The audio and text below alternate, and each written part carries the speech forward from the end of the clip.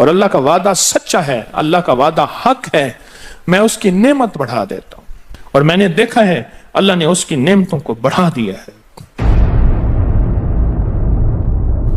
ایک درویش تھے، ایک مسجد ہے کوبے والی، ان میں ان کی قبر ہے۔ کچھ زیادہ سال نہیں گزرے، زیادہ سے زیادہ 40-50 سال گزرے ہوں گے۔ وہ جب دنیا سے فوت ہو گئے تو ان کی دل کی دھڑکن بہت تیز تھی۔ دل زندہ ہے کہ نہیں فوت ہو گیا؟ ڈاکٹر کو بلایا، اس نے کہا جی جسم سارا فوت ہو گیا ہے۔ انہوں نے کہا دل نہیں مرا۔ میں ان کی قبر پہ کبھی کبھار جایا کرتا ہوں، ایک مسجد کے ایک کونے میں ہے، وہ دل زندہ تھا، دھڑک رہا تھا۔ آخر طے ہوا یہ دل زندہ ہی رہے گا، اس اللہ کی امانت کو لحد میں پہنچا دو۔ وہ دل زندہ کیوں تھا؟ اس شخص کے، اس درویش کے کچھ معمولات ہیں، میں بتاتا ہوں۔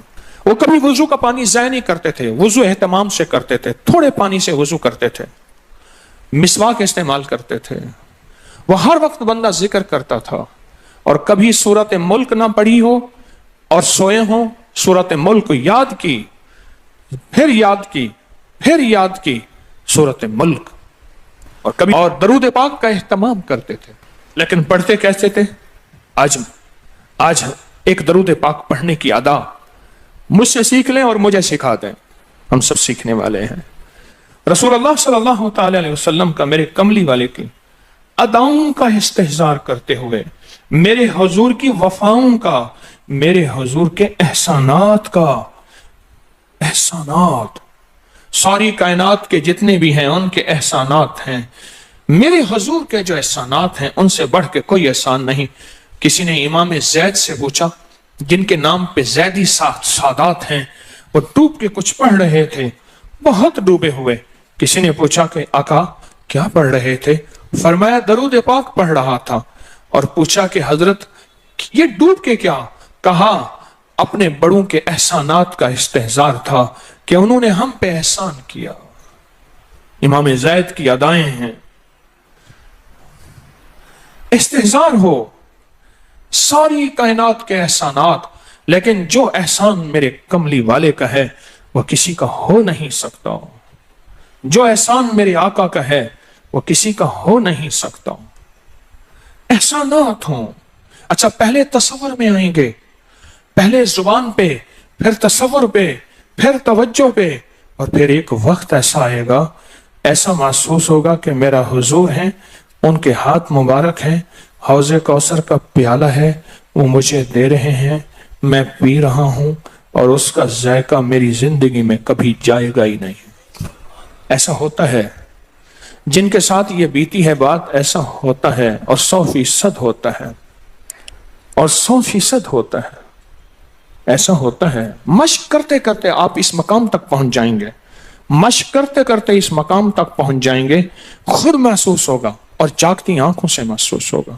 اور مشق کرنی ہے حضور کے احسانات کو سامنے رکھ کے، ایک تصویر تو درود پاک پڑھ لیا کریں زندگی میں، روز ایک، چاہے زندگی یعنی دن میں کسی وقت بھی صبح شام پڑھ لیں بہتر ہے، ورنہ ایک تصویر ایسی جس میں حضور کے احسانات ہوں کہ یا رسول اللہ آپ کی برکت سے آج میری پیشانی سجدوں میں ہے، یا رسول اللہ آپ کی برکت سے آج میں آپ سے مانگنے والا، آپ کے رب سے مانگنے والا ہوں اور اس کے غیر سے مانگنے والا نہیں ہوں، یا رسول اللہ آپ کی برکت سے میں قرآن کا حامل ہوں، سجدوں کا حامل ہوں، نماز کا حامل ہوں، اور آپ کی برکت سے یہ ملا مجھے نیکیاں، یہ عبادتیں، یہ سعادتیں، یہ راحتیں، یہ رحمتیں، یہ برکتیں، یہ خیریں ملی، یا رسول اللہ آپ کی برکت سے۔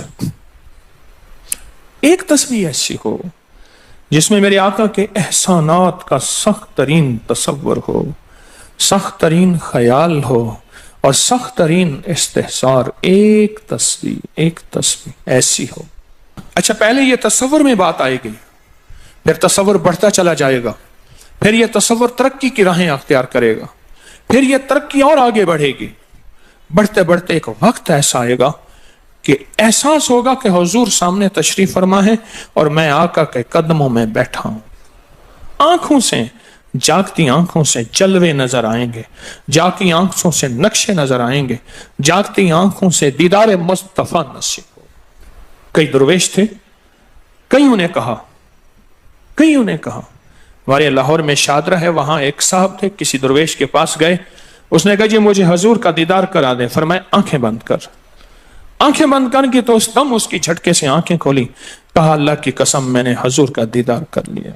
جاگتی آنکھوں سے آپ آج فیصلہ کریں، ایک تسبیح درود پاک کی پڑھیں، صبح شام پڑھیں، 12 تسبیحاں پڑھیں، 16 پڑھیں، 100 پڑھیں، 1000 پڑھیں، لاکھ پڑھیں روزانہ، لیکن ایک تسبیح ایسی ہو جس میں حضور کے احسانات، حضور کی شفقتیں امت پہ، حضور کی محبتیں امت پہ، میری کملی والے کی عطائیں، شفقتیں، مہربانیاں، کمالات، احسانات، اس کا تصور کرتے ہوئے پڑھیں.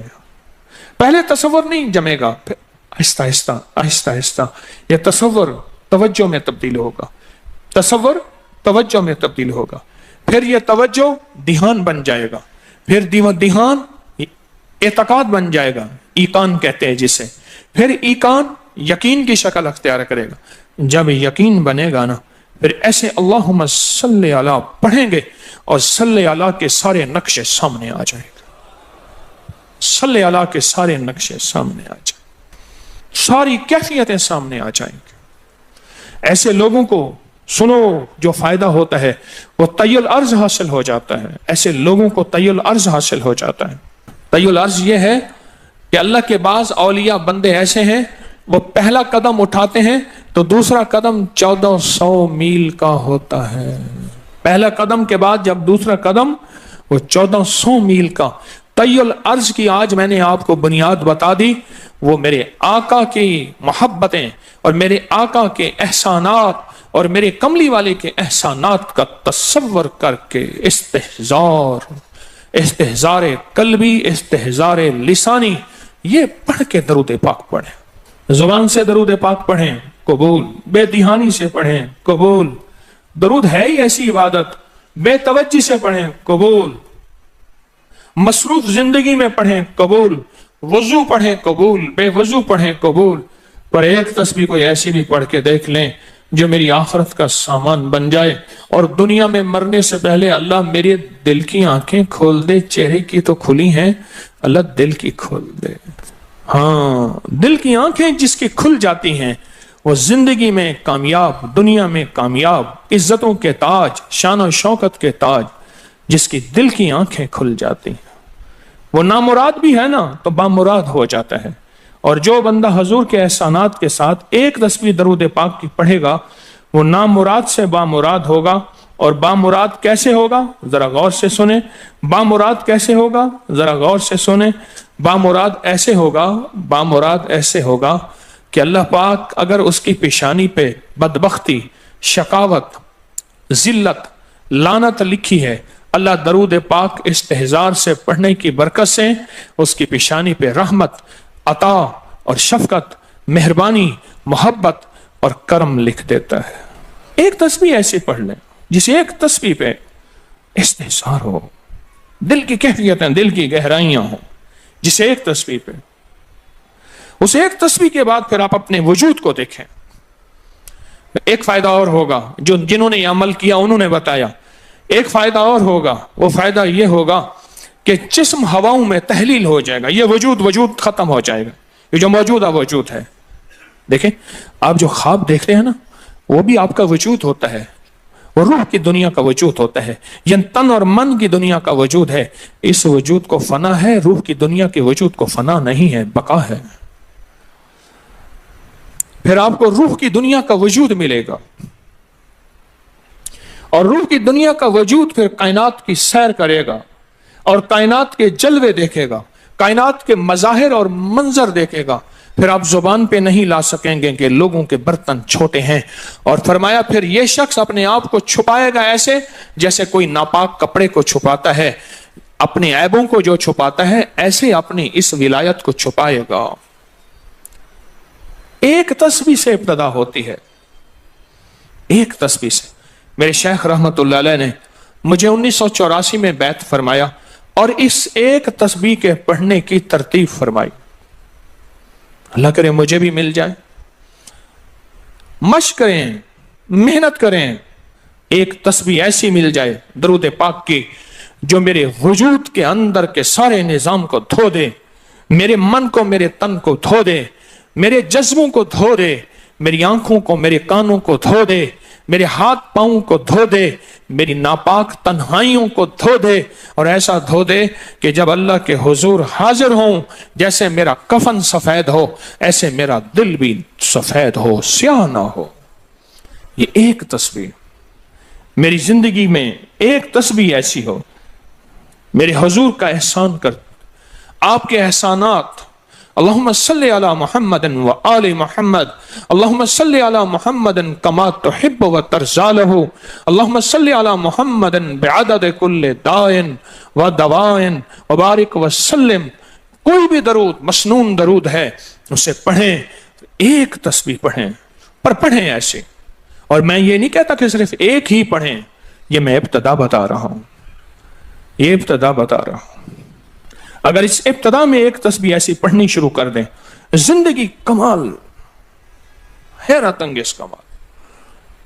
ٹینشن کا علاج آخری درجے کا، ذہنی دباؤ تناؤ کا علاج، ہائی بلڈ پریشر کا علاج، لا علاج بیماریوں کا علاج، الجھی ہوئی زندگی کا علاج، ناممکن مسائل کا علاج اور پریشانیوں کا علاج، دکھوں کا علاج، مسئلوں اور مشکلوں کا علاج، ایک تسبیح دھیان سے پڑھی ہوئی۔ پھر ایک تسبیح کریں گے کیا؟ یہ فرشتوں کو ہدیہ کریں کہ میرے آقا کی بارگاہ میں پہنچائیں۔ نیک زمزم کی روحیں ان کو ہدیہ کریں، میرے آقا کی بارگاہ میں پہنچائیں۔ اور اللہ کے نیک ولیوں کو، صالحین کو ہدیہ کریں، اور نیک جنات کو ہدیہ کریں۔ ہاں، یہ ایک تسبیح ہدیہ کریں۔ فرمایا کتابوں میں ہے، جتنی بھی نیک روحیں ہیں اس دنیا میں، کائنات میں، جہاں بھی وہ بندہ فوت ہوتا ہے، ہر نیک روح، جنتی روح زمزم کے کنویں میں اس کا قیام ہے، اس کا مسکن، اس کا قیام زمزم کے کنویں میں ہے۔ اور جتنی بھی بدکار روحیں ہیں وہ دنیا میں جہاں بھی مرے، ان کا قیام برہوت ایک کنواں ہے جو یمن میں ہے، اس کنویں میں ان کا قیام ہے۔ حضرت شیخ الحدیث نے اپنی کتاب میں لکھا رحمت اللہ علیہ نے، فرمایا کہ ایک شخص تھا، امانتیں رکھتا تھا، لوگ امانتیں اس کے پاس رکھتے تھے۔ ایک شخص امانت رکھ کے اس کے پاس سفر میں گیا، عرصے کے بعد آیا تو وہ فوت ہو گیا تھا۔ بیٹا امانت دینے سے انکاری تھا، پریشان ہوا، مکہ کے درویشوں کے پاس گیا کہ کیا کروں؟ فرمایا رات کے آخری پہر میں زمزم کے کنویں پہ جا اور آواز دے اس شخص کو جو امانتیں رکھتا تھا، تجھے پہلی آواز میں جواب دے گا اور تجھے بتائے گا کہ تیری امانت کہاں ہے۔ رات کے آخری پہر میں گیا، سلام کیا، اس شخص کو آواز دی، آواز نہ آئی، پھر آواز دی، جواب نہ آیا، پھر 3 بار، آخر واپس آیا۔ صبح درویشوں کے پاس پھر گیا، کہنے لگے انا للہ و انا الیہ راجعون، لگتا ایسے ہے کہ وہ زمزم کے کنویں کی روح نہیں ہے، لگتا ہے کسی خطا کی وجہ سے کسی پکڑ میں ہے، جاؤ یمن میں برہوت کے کنویں پہ، وہاں جا کے آواز دو۔ وہ پھر سفر کرتے ہوئے برہوت کے کنویں میں گیا، رات کے آخری پہر میں آواز دی تو پہلی آواز میں جواب ملا، تیری امانت موجود ہے اور وہ تیری امانت فلاں جگہ پڑی ہے، اس کو کھود کے نکال لے۔ اور پوچھا آپ یہاں کیسے؟ کہا کہ بس کوئی عمل ایسا ہو گیا تھا جس عمل کی وجہ سے میں اس وقت بدکار روحوں کے ساتھ ہوں۔ جتنے بھی نیک روحیں ہیں پوری کائنات میں، ازل سے لے کر ابد تک، آخری دم تک، آدم سے لے کر آخری دم تک، جتنی بھی نیک روحیں ہیں وہ ساری نیک روحیں، وہ ساری نیک روحیں زمزم میں رہتی ہیں۔ جو درود پاک پڑھیں، جو نفلی عبادات پڑھیں، جو تسبیحات پڑھیں، جو ذکر کریں، جو ہدیہ صدقہ کریں، وہ کیا کریں؟ سارے فرشتوں کو پہلے ہدیہ کر دیں، فرشتوں کو ہدیہ کر دیں۔ ان میں وہ فرشتے بھی موجود ہوں گے جو میرے حضور کے روزے پہ جائیں گے۔ صبح فجر کے بعد فرشتے جاتے ہیں، فرشتے فجر سے لے کر عصر تک فرشتے درود و سلام میرے حضور کے روزے پہ پڑھتے ہیں، پھر ڈیوٹیاں تبدیل ہوتی ہیں، پھر عصر سے لے کر فجر تک اور فرشتے آتے ہیں، اور یہاں تک روایات میں آتا ہے کہ جو آج فرشتوں کی ذمہ داری لگی ہے، خدمت لگی ہے، پھر وہ قیامت تک ان کی خدمت پھر نہیں آئے گی اور وہ پچھتاتے رہیں گے۔ اتنے فرشتے اللہ نے بنائے ہیں۔ جو بھی درود پاک پڑھیں اور اس کے علاوہ عبادات جتنی بھی کریں وہ ساری عبادات فرشتوں کو ہدیہ کریں، وہ ساری عبادات نیک روحوں کو ہدیہ کریں جو زمزم کے کنویں میں رہتی ہیں، اور ساری عبادات فرشتوں کو، روحوں کو اور جنات کو ہدیہ کریں، اور ان سے کہیں کہ اللہ سے دعا کریں اللہ میرے یہ کام بنا دے۔ پھر کام بنتے دیکھیں، پھر مسائل حل ہوتے دیکھیں، پھر ناکامیاں ختم ہوتے دیکھیں، پھر حالات کو انشاءاللہ سنورتا دیکھیں، سنورتا دیکھیں، سنورتا دیکھیں۔ بہت میں نے طاقتور وظیفہ، بہت طاقتور عمل اور بہت طاقتور ایک کنجی اور ایک راز دے دیا آپ کو۔ بہت عجب عمل ہے، بہت طاقتور اور بہت حیرت انگیز عمل ہے، جو میرا نہیں صدیوں سے آزمودہ ہے، صدیوں سے آزمودہ ہے۔ اللہ کے دوست اس کو کرتے چلے آئے ہیں، اور اللہ کے دوستوں کا آزمودہ عمل ہے بہت زیادہ، بہت زیادہ۔ پر ایک تسبیح ایسی ہو جو توجہ سے، جو احسانات کا تصور کر کے، جو میرے کملی والے کے احسانات کا تصور کر کے، تصور کر کے، تصور کر کے، احسانات کا تصور کر کے، ایک تسبیح ایسی ہو ڈوب کے، یا اللہ دنیا میں ایسی جگہ کوئی کہیں ہوتی، یا اللہ دنیا میں ایسی جگہ کوئی کہیں ہوتی، اکیلے بیٹھے رہتے یاد تیری دل نشیں ہوتی۔ کوئی ایسی جگہ ڈھونڈ لیں، نہیں ملتی کوئی ضروری نہیں اپنے دل کو تنہائیوں میں لے ہیں۔ وہ کیسے؟ دنیا کے مشغلوں میں ہم باخدا رہے، دنیا کے مشغلوں میں ہم باخدا رہے، سب کے ساتھ رہتے ہوئے سب سے جدا رہے، سب کے ساتھ رہتے ہوئے سب سے جدا رہے۔ کوئی لمحہ ایسا اپنے آپ کو تنہا کر لیں، کوئی لمحہ ایسا اپنے آپ کو فارغ کر لیں، کوئی لمحہ ایسا اپنے آپ کو تنہائی میں بٹھا کے نا ایک تسبیح درود پاک کی، اور تسبیح نہیں ہے یہ انگلیوں کے نشان تسبیحیں ہیں۔ یہ پھر تسبیح بھی جہاں گواہی دے گی وہاں قیامت کے دن یہ انگلیاں بھی گواہی دیں گی۔ پھر یہ تسبیح ہدیہ کریں، فرشتے ٹوٹ پڑتے ہیں اس درود پاک کے ہدیے پہ۔ کیوں؟ ان کی غذا ہی نور ہے، اور درود نور ہے، ان کی غذا ہی نور ہے اور درود نور ہے، ان کی غذا ہی یہی برکت ہے اور درود برکت ہے، ان کی غذا ہی خوشبو ہے اور درود خوشبو ہے، ان کی غذا بھی یہی ہے۔ ایک تسبیح ایسی ہو جس پہ آپ دیوانے ہو جائیں۔ یہاں تک کہ بعض مشاہدات میں یہاں تک کہتے ہیں، دیکھنے والے اہل نظر کہتے ہیں کہ ایک تسبیح جو دھیان والی پڑھی اور فرشتوں کو مسلسل ہدیہ کیا، روحوں کو ہدیہ کیا اور جنات کو ہدیہ کیا، تو کچھ ہی عرصے میں فرشتے جاگتی آنکھوں سے نظر آنا شروع ہو جاتے ہیں، اور روحیں خواب میں آ کے شکریہ ادا کرتی ہیں، اور جنات جاگتی آنکھوں سے، جنات دیکھیں اللہ نے جنات کو اوجھل کر دیا، پردے دے دیے، روحوں کے سامنے پردے دے دیے، فرشتوں کے سامنے پردے دے دیے۔ فرشتے ہیں، میری آنکھ نہیں دیکھ سکتی، ارواح کا نظام، روحوں کا نظام ہے، میری آنکھ نہیں دیکھ سکتی، جنات کا نظام ہے، میری آنکھ نہیں دیکھ سکتی۔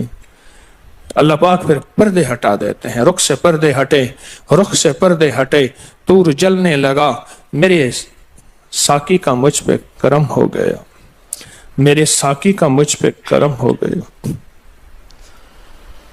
یہ ایک تسبیح آج کا سبق ہے، کملی والے کی محبتوں کا سبق ہے، ایک تسبیح۔ درود پاک وہ عبادت ہے جس عبادت کے کرنے والا کبھی محروم نہیں رہتا، اس عبادت کو پڑھنے والا کبھی محروم نہیں رہتا۔ درود پاک وہ عبادت ہے، ہر عبادت کے لیے اخلاص کی ضرورت ہے، مخلص ہونا ضروری ہے ہر عبادت کے لیے، ہر عبادت کے لیے اخلاص اور مخلص ہونا ضروری ہے۔ لیکن درود وہ عبادت ہے جس کے لیے مخلص ہونا بھی ضروری نہیں۔ اگر کوئی بندہ دکھاوے کی نیت سے درود پڑھتا ہے تب بھی قبول ہے، قبول ہے، قبول۔ لیکن مومن کبھی دکھاوے کی نیت سے پڑھ ہی نہیں سکتا۔ مومن کے اندر تو للہیت اور اخلاص ہوتا ہے اور اللہ کی رضا ہوتی ہے۔ مومن کبھی دکھاوے کی نیت سے درود نہیں پڑھتا۔ میں یہ سوچوں کہ میں اپنی زندگی میں اب تک کتنا درود پڑھ چکا ہوں، اور میں ایک محفل تھی، اس میں کچھ لوگ بیٹھے تھے، ایک بندہ آیا، اس نے درود پڑھا، اس کے پڑھنے پہ سارے لوگوں نے درود پاک پڑھا، اس نے درود پڑھا، اس کے پڑھنے پہ سب نے درود پڑھا۔ اللہ کا اس کا مقبول محبوب بندہ اس محفل میں کوئی ایسا بیٹھا تھا، اس کے پڑھنے سے سب نے پڑھا اور اس کا قبول ہوا، وہ دنیا سے بندہ رخصت ہو گیا، وہ بندہ دنیا سے رخصت ہو گیا۔ جب دنیا سے رخصت ہو گیا وہ بندہ، تو کسی نے موت کے بعد بعد از وصال پوچھا کیا بنا؟ کہنے لگے اللہ جل شانہ نے مجھے بخش دیا، اور بخشا اس لیے میں نے درود پڑھا تھا، اور میرے درود پڑھنے پہ کسی نے درود پڑھا تھا، اور اس کی اللہ کی بارگاہ میں اس بندے کی اتنی عظمت اور حیثیت تھی کہ اس کا بھی قبول ہوا تو سب کا بھی قبول ہوا۔ ایک کاتب تھا، کاتب یہ کمپوزر جسے کہتے ہیں، کتابت کرتے ہیں، لکھتے ہیں کتابیں قرآن پاک، کاتب تھا۔ کسی نے مرنے کے بعد اسے خواب میں دیکھا، کیا بنا؟ کہا جب بھی میں نے حضور کا نام لکھا تو صلی اللہ علیہ وسلم لکھا، ساری زندگی میں اللہ جل شانہ نے میرے صلی اللہ علیہ وسلم جمع کیے، اور ایک طرف میری خطائیں جمع کی، اور وہ میری خطائیں جو ہیں زیادہ ہو گئیں، تو اللہ پاک جل شانہ نے صرف ایک صلی اللہ علیہ وسلم رکھا، تو ساری خطائیں ختم ہو گئی اور کملی والے کا درود غالب آ گیا۔ قبر میں جب بندے کو رکھا جائے گا، دائیں بائیں دیکھے گا، اس کا کوئی ساتھی نہیں، کوئی وارث نہیں، سب چھوڑ جائیں گے۔ ایک حسین شخص دائیں بیٹھا اس کے سوالوں کا جواب دے رہا ہوگا، اور اس کے خوف میں اس کا ساتھی، اس کی وحشت میں اس کا ساتھی، اور اندھیرے میں وہ روشنی اور نور بن جائے گا، اندھیرے میں روشنی اور نور بن جائے گا۔ اور جب یہ منکر نکیر کے سوالوں سے خلاصی پائے گا اور اس کو راحت ملے گی، تو پوچھے گا تو کون ہے آج اتنی مشکل میں میرا ساتھی؟ کہا میں وہ درود ہوں جو تو دنیا میں اٹھتے بیٹھتے سوتے جاگتے پڑھتا تھا، تو مجھے نہیں بھولا میں تجھے نہیں بھولوں گا، تو نے مجھے یاد کیا میں ہمیشہ تجھے یاد کروں گا۔ ہاں، جہاں بھی مشکل ہو، جہاں بھی پریشانی ہو، زندگی کی کوئی الجھن ہو، وہاں درود پاک کا پڑھنا مشکل کشائی ہے، درود پاک کا پڑھنا حاجت روائی ہے، درود پاک کا پڑھنا زندگی اور صحت ہے، تندرستی ہے۔ درود پاک کا پڑھنا